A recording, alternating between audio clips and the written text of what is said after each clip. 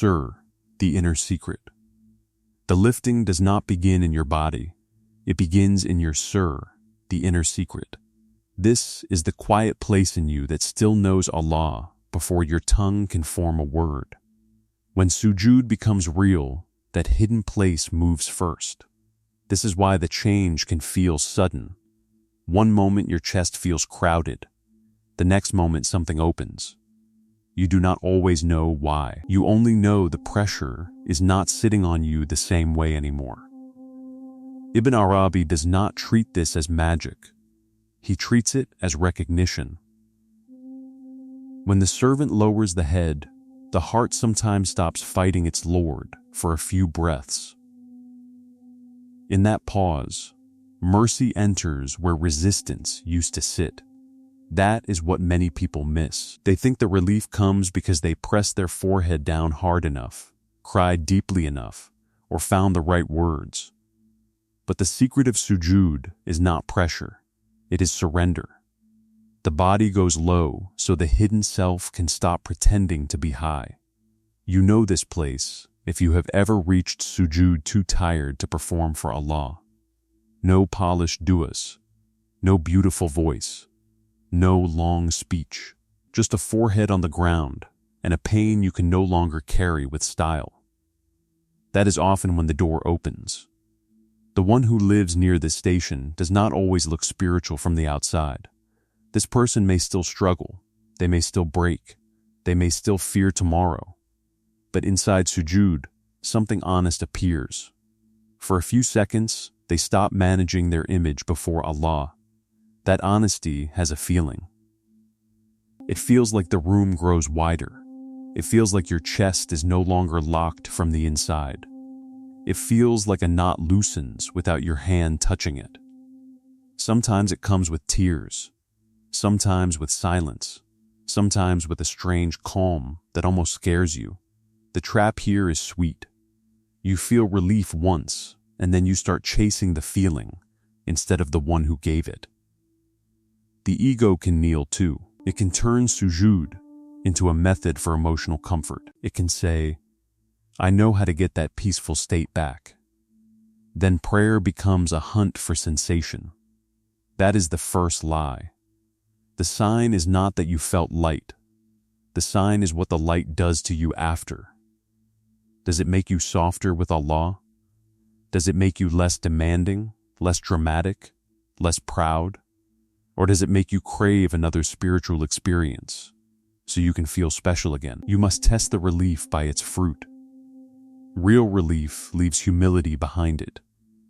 False relief leaves self-importance. The exit from this stage is simple, but hard. Stop asking first, did I feel something?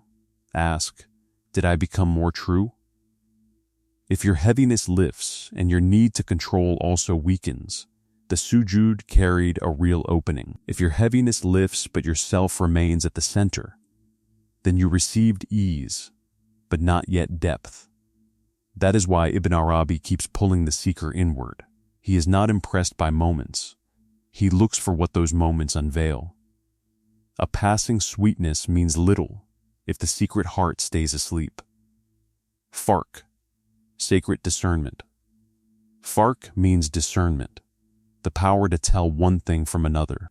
This is the next truth you need. Not every lightness in sujood means the same thing. Some relief comes because Allah draws you near. Some relief comes because you finally emptied pain you were hiding. Some relief comes because the nafs, the lower self, enjoys spiritual drama. These do not feel identical, even if they all feel lighter than before. Nearness has a clean taste. It leaves you smaller, steadier, quieter.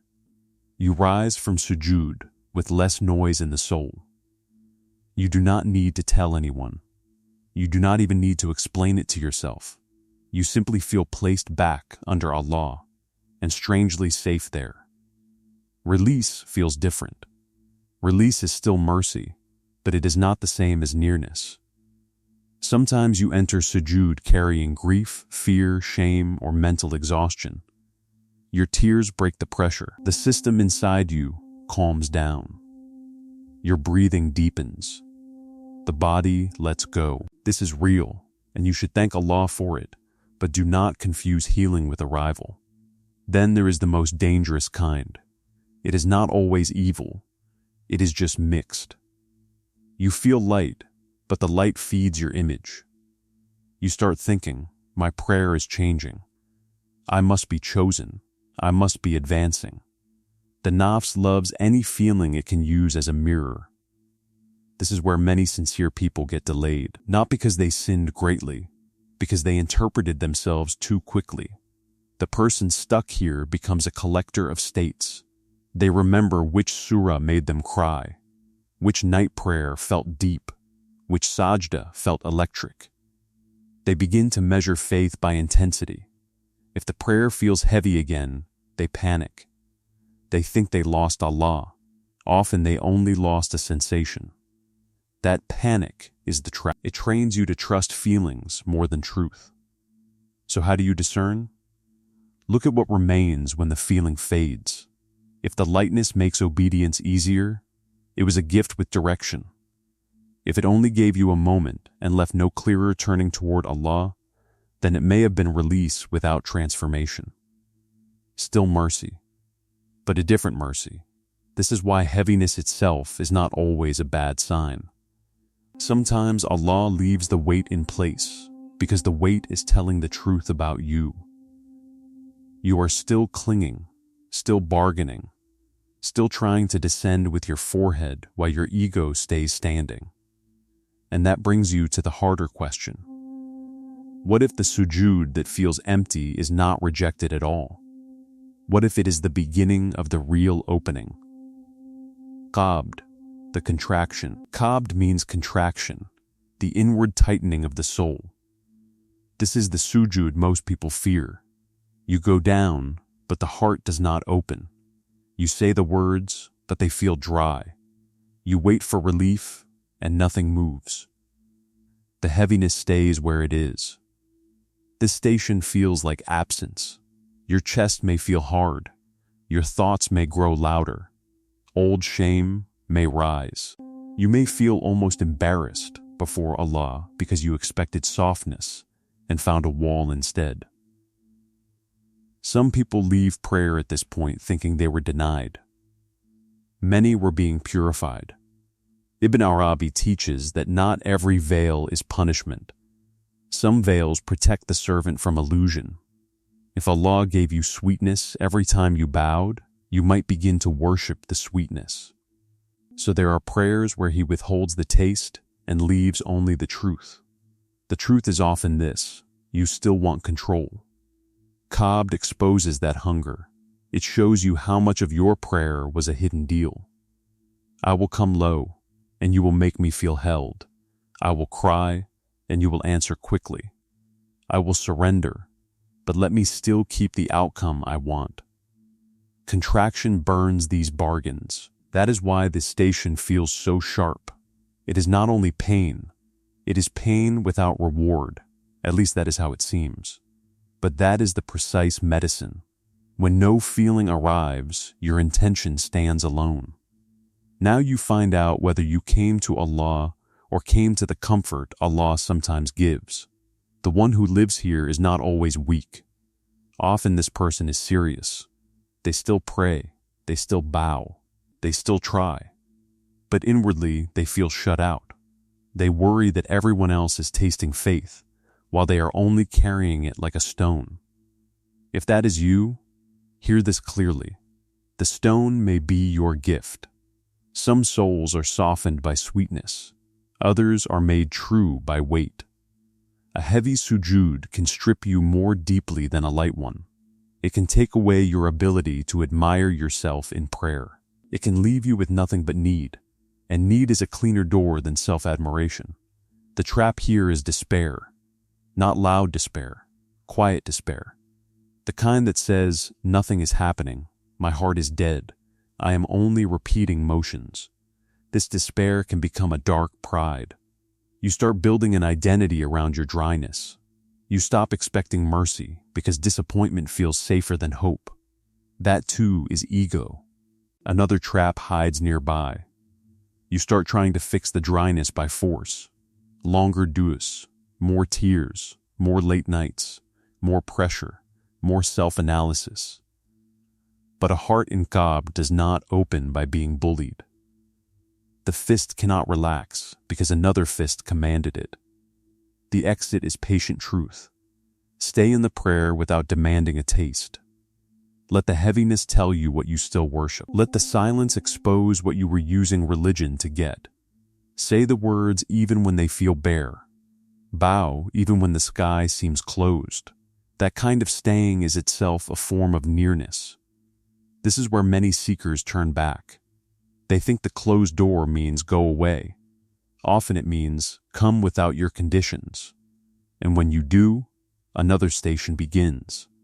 Bast, the expansion. Bast means expansion, the widening of the heart after contraction. This is not just feeling better, it is what happens when resistance loses its grip. After a season of hard sujood, a moment comes when the same forehead touches the same ground, but the ground feels different, not because the floor changed, because you did. Expansion feels clean. The body softens, the breath settles, the mind stops grabbing. You are not trying to produce a state anymore. Then the state arrives on its own, not as a prize, but as mercy. This is the lightness many people speak about, but now you can name it more carefully. It is not random relief. It is often the widening that comes after honest surrender. You stopped negotiating. You stopped performing. You stopped measuring. So the heart had room again. Bast has a special beauty. It can make prayer feel intimate. You rise from sujood, and the world looks less sharp. Your problem may still exist, but it no longer owns your whole field of sight. Fear shrinks. Trust grows. You begin to feel that Allah is handling what your mind could never hold together. The person here becomes calmer without becoming lazy. They do not need to rush every answer. They do not need to turn every delay into a crisis. They move with more adab, sacred courtesy. Their speech loses some heat. Their reactions lose some violence. Even their grief carries less rebellion. That is a strong sign. Real expansion does not only make prayer sweet, it makes character gentler. If your sujood gives peace but leaves your pride untouched, something is still mixed. But if the peace makes you kinder, less sharp, less eager to win every small fight, then the mercy reached deeper than emotion. Still, this station also has a trap. Expansion can make you careless. You begin to think the opening will stay because you finally understood something. You start trusting your state instead of Allah. Gratitude fades into assumption. Then the heart slowly hardens again, and you do not know why. Another trap is subtle. You begin to look down on dry people. You may never say it out loud, but inside you think, if they prayed like I pray, they would know this calm. The ego knows how to wear white clothes. It knows how to speak softly. It knows how to hide in spiritual refinement. That is why Bast must be guarded by gratitude and fear. Not fear of punishment only.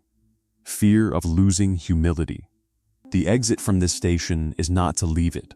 It is to carry it correctly. Thank Allah without claiming the state. Enjoy the mercy without making it your identity. Let the widening teach dependence, not possession. Say, this opening is yours, not mine. That sentence protects the heart. And now the deeper layer appears.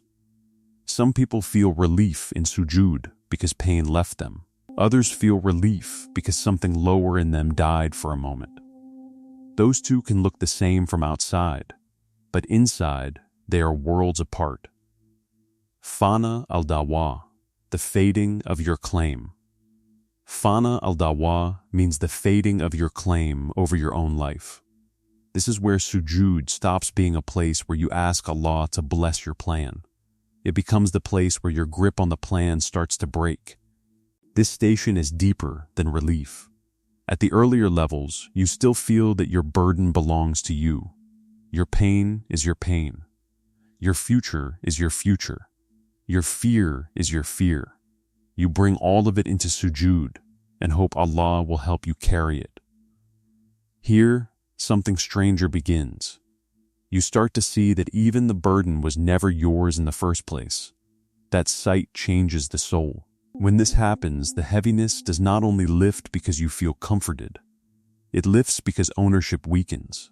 The heart stops saying, "How will I manage all this?" and starts saying, "This was never in my hands." The body may still tremble, the problem may still stand, but the claim softens. That softening feels like freedom. The one who reaches this station often does not look dramatic. They may look ordinary. They still go to work. They still answer messages. They still feel loss and stress. But inside, they no longer stand at the center of every storm. They are less tangled in the word my timing, my image, my outcome, my answer, my pain. This is one of the hidden meanings of sujood. The forehead meets dust, so the self remembers what it is not. It is not the lord of its own story. It is not the keeper of every result. It is not the author of rescue. Ibn Arabi keeps pressing this truth in different forms. Nearness grows when false possession dies. Now you can see why some sujood feels light in a way words cannot explain. It is not only that Allah soothed you, it is that for a moment, He removed you from the throne you secretly sat on. That removal feels like rest. The trap here is subtle and dangerous. You begin to speak the language of surrender while still protecting your hidden demand. You say, "I leave it to Allah," but inside you still mean, "As long as He gives me what I was hoping for." That is not surrender. That is polite control. Another trap is using surrender to avoid your duty. You tell yourself, "Allah will handle it," when what you really mean is, "I do not want the hard step." Real tawakkul, trust in Allah, does not make you passive. It removes your worship of outcomes, not your work. The exit is plain honesty. In sujood, tell Allah the truth before you tell Him your wish. Say the thing under the thing. I am not only afraid of losing this, I am afraid of becoming nobody without it. I am not only asking for relief, I am asking to stay in charge. When you tell the deeper truth, the deeper chain begins to break, and when the claim weakens, another mercy appears. You do not just feel lighter, you become easier to lead. Ubudiyya, the station of servanthood. Ubudiyya means servanthood, but not in a cold sense. It means you stand in your true size before Allah. You are not crushed there. You are placed there. This is the station where sujood becomes beautiful, because you are no longer trying to be more than a servant. This is why the heaviness can lift so fully. Much of what exhausts you comes from pretending to hold what only Allah can hold. You try to be the fixer, the defender, the planner, the healer, the one who keeps everything from falling. Even your prayer can become another place where you try to manage heaven. Ubudiyya ends that performance. In this station, you bow as a servant, not as a negotiator. You ask, but you do not demand. You hope, but you do not accuse. You feel pain, but you stop turning pain into a case against Allah. Your heart begins to rest in the dignity of being held by the one who never needed your strength. That dignity is part of the sign. The person here carries a rare steadiness. They are not numb. They can still cry in sujood. They can still beg. But their begging has a dab. There is courtesy in it. There is surrender in it. Even their sorrow has a kind of beauty because it is no longer fighting the hand that shaped them. You can feel the difference in such a person. They do not rush to explain every decree. They do not act as if they understand every delay. But they have stopped treating Allah as absent whenever life hurts. Their worship becomes deeper than their mood. Their obedience becomes less fragile. This is the kind of soul people trust, not because they speak in grand words, because something in them has become unforced. They are easier to be around, less hungry for praise, less eager to control, less likely to collapse when life changes direction. Sujood has taught them proportion. Allah is great, they are His. That truth begins to heal many wounds at once. The trap here is spiritual identity. You begin to like being the surrendered one. You become attached to the image of humility. You enjoy the calm, the softness, the language, the wise tone. The nafs is patient. It can rebuild itself inside your servanthood and call the new building piety. That is why true servants keep returning to the ground. They do not graduate from need. The exit is continued poverty before Allah. Faqr, holy need, protects ubudiyah. You remember that you do not stand here because you mastered prayer. You stand here because mercy keeps letting you return. You do not own your calm. You do not own your tears. You do not even own your next sujood. That remembrance keeps the station alive. And now the map becomes sharp. If your heaviness lifts in sujood, the real sign is not the feeling itself. The sign is whether your claim weakens and your servanthood grows. That is the line between a passing emotional release and a real opening from Allah. But you still need one final image. You need to see the human being who carries this truth in full, and then you need to measure yourself against it without lying. The human being shaped by this truth does not float through life untouched. That is not the aspiration. The aspiration is much rarer. It is a person whose heart has learned where to put its weight. You can see it in the way they enter prayer. They do not rush in like a person chasing relief. They enter like a person returning to the only place that tells the truth. When they stand, there is presence. When they bow, there is honesty. When they go into sujood, they do not perform pain. They hand it over. This person still feels grief. They still lose things. They still wait longer than they want. But they are no longer broken by every delay because they do not read every delay as abandonment. Something in them has settled. They know that being held by Allah is deeper than being spared by life. That makes them strong in a quiet way. Their words grow simpler. Their anger cools faster.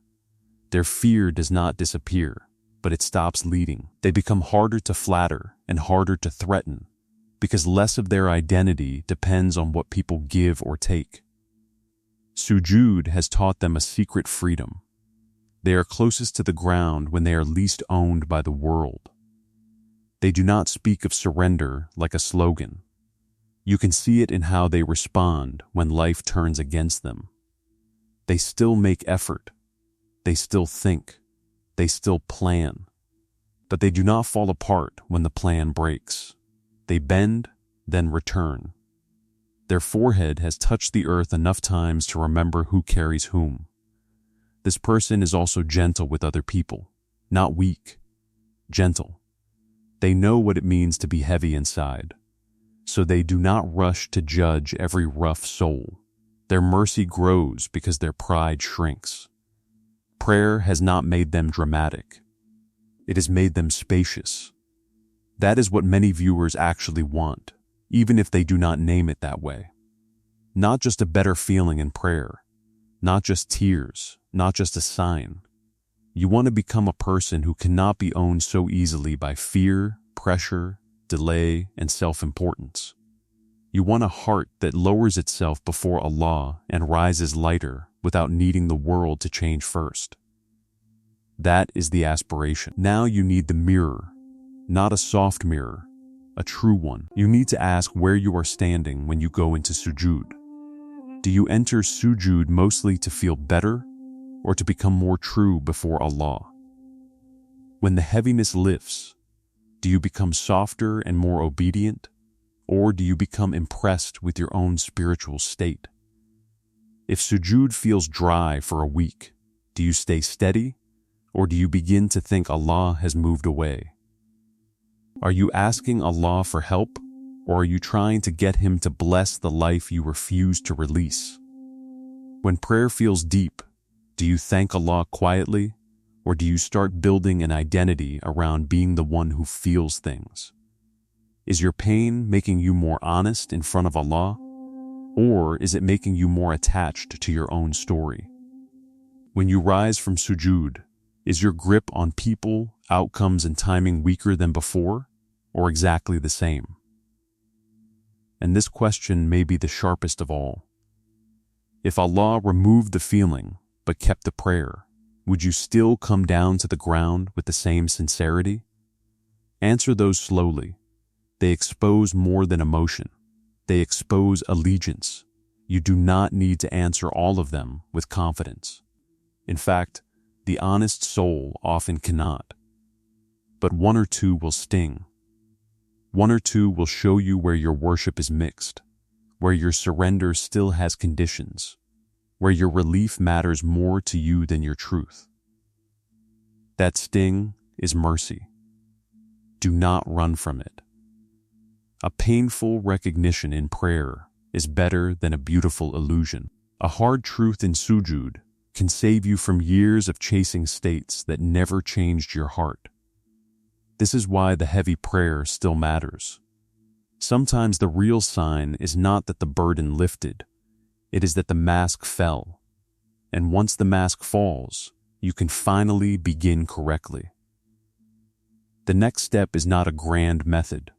It is small, exact, and immediate. You need practices that test the truth of your sujood in real life, not only in the moment of feeling. Start tonight with one honest sujood. Do not try to sound beautiful. Do not hunt for tears. Do not wait for a feeling. When your forehead touches the ground, name the thing you are still trying to control. Say it plainly before Allah. Then add one sentence. If this stays, you are still Allah. If this goes, you are still Allah. That practice cuts the hidden bargain. This week, keep a small test after prayer. Do not write what you felt. Write what weakened. Did your panic loosen? Did your need to force an answer soften? Did your anger cool faster? Ibn Arabi keeps bringing the seeker back to fruit, not flash. The sign of an opening is not how strong the moment felt. The sign is what kind of human being it quietly builds. Then guard one dry prayer on purpose. When sujood feels empty, do not rush through it. Stay a few breaths longer. Offer Allah a bow with no payment in it, no emotional reward, no inner proof, just presence. This may be the cleanest training of the week. It teaches your soul that Allah is worthy before relief arrives. That lesson can change your whole religion. Most people want prayer to remove pain. That is understandable. But the deeper mercy is greater than that. Prayer is not only where pain gets lighter. Prayer is where the self is put back in its right place. And when the self returns to its right place, many pains lose the power they once had. This is why sujood matters so much. On the ground, you remember a truth the world keeps making you forget. You are not the one holding everything together. You never were. The burden feels unbearable when you carry it as a small lord. It becomes bearable when you carry it as a servant under the care of the real Lord. That is not weakness. That is sanity. If your heaviness lifts in sujood, thank Allah, but thank Him with fear and humility. Do not grab the feeling too fast. Ask what it is teaching. Ask what it is undoing.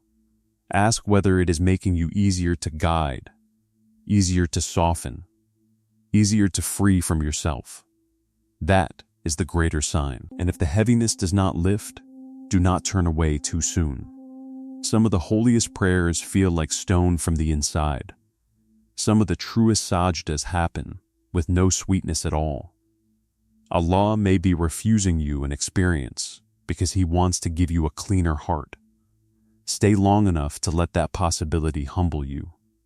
In the end, The goal is not to become a person who feels light in prayer. The goal is to become a person who belongs to Allah, whether prayer feels light or heavy. Then the sign has done its work. Then sujood has become more than comfort.